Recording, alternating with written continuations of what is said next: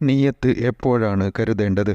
ഉത്തരം: തക്ബീറത്തുൽ ഇഹ്റാമിൻ്റെ തുടക്കം മുതൽ റായിൽ അവസാനിക്കുന്നതുവരെ നിയ്യത്ത് മനസ്സിൽ ഉണ്ടായിരിക്കൽ നിർബന്ധമാണ്. നിയ്യത്ത് വെച്ച ഉടനെ തക്ബീർ ചൊല്ലി നിസ്കരിച്ചാൽ നിസ്കാരം സഹീഹാവുമോ? ഉത്തരം: സഹീഹാവും.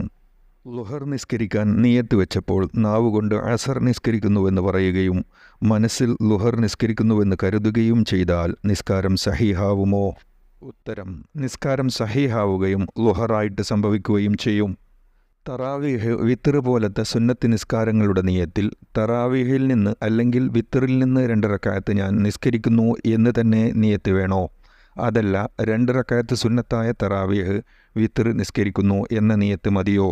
ഉത്തരം: രണ്ടിൽ ഏത് നിയത്തുകൊണ്ടും നിസ്കാരം സഹീഹാവും. അദാ ആയ നിസ്കാരത്തിൻ്റെ നിയത്തിൽ ഖലാ എന്നും ഖലാ ആയ നിസ്കാരത്തിൻ്റെ നിയത്തിൽ അദാ എന്നും കരുതിയാൽ നിസ്കാരം സഹീഹാവുമോ? ഉത്തരം: സഹീഹാവും. ഇപ്രകാരം നിയത്ത് വെക്കാൻ കാരണമുണ്ടെങ്കിൽ, അല്ലെങ്കിൽ നിസ്കാരം ബാത്തിലാവും. നിയത്തിൽ വസ്വാസ് ഉണ്ടായാൽ എന്താണ് ചെയ്യുക?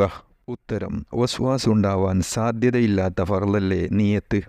നിയത്തില്ലാതെ ഉളു ചെയ്യാനും നിസ്കരിക്കാനും കൽപ്പിച്ചാലല്ലേ പ്രയാസമുണ്ടാവുക. വസ്വാസിൽ നിന്ന് രക്ഷപ്പെടാൻ എന്താണ് മാർഗം? ഉത്തരം: ഇമാം ഇബ്നു ഹജറുൽ ഹൈത്തമി റളിയല്ലാഹു അൻഹു രേഖപ്പെടുത്തുന്നത് കാണുക. വസ്വാസ് ഉണ്ടാകുമ്പോൾ അതിലേക്ക് ശ്രദ്ധിക്കാതെ പൂർണ്ണമായും അതിനെ തൊട്ട് തിരിഞ്ഞു കളയണം.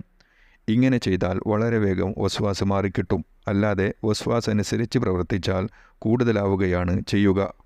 തക്ബീറത്തുൽ ഇഹ്റാമിൻ്റെ വാചകമേതാണ്? എന്തുകൊണ്ടാണ് ഈ തക്ബീറിന് തക്ബീറത്തുൽ ഇഹ്റാം എന്ന് പറയുന്നത്? ഉത്തരം: അല്ലാഹു അക്ബർ. നബി സല്ലല്ലാഹു അലൈഹി വസല്ലം ഇങ്ങനെയായിരുന്നു ചൊല്ലിയത്.